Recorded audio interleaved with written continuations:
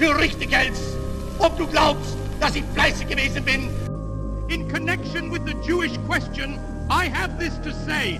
It is a shameful spectacle to see how the whole democratic world is oozing sympathy for the poor, tormented Jewish people, but remains hard-hearted and obdurate when it comes to helping them, which is surely, in view of its attitude, an obvious duty.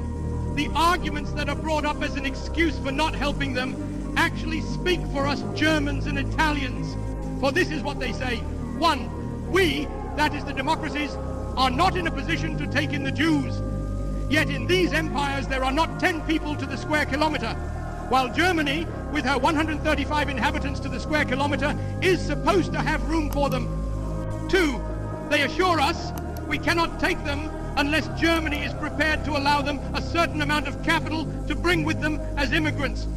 For hundreds of years, Germany was good enough to receive these elements, although they possessed nothing except infectious political and physical diseases. What they possess today, they have by a very large extent gained at the cost of the less astute German nation by the most reprehensible manipulations.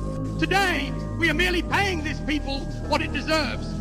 When the German nation was, thanks to the inflation instigated and carried through by Jews, deprived of the entire savings which it had accumulated in years of honest work, when the rest of the world took away the German nation's foreign investments, when we were divested of the whole of our colonial possessions, these philanthropic considerations evidently carried little noticeable weight with democratic statesmen.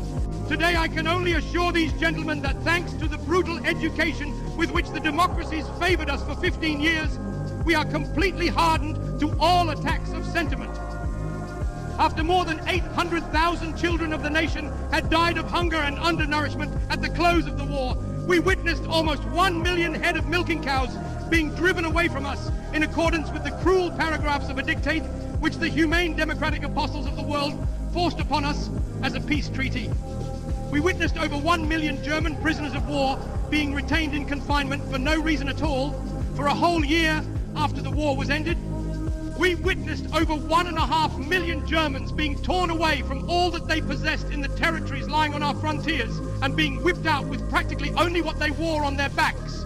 We had to endure having millions of our fellow countrymen torn from us without their consent and without their being afforded the slightest possibility of existence. I could supplement these examples with dozens of the most cruel kind. For this reason, we ask to be spared all sentimental talk. The German nation does not wish its interests to be determined and controlled by any foreign nation, France to the French, England to the English, America to the Americans, and Germany to the Germans.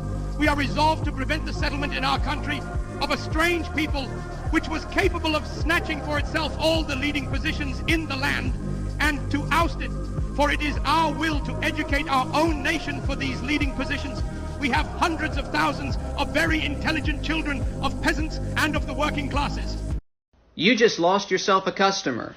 You think I own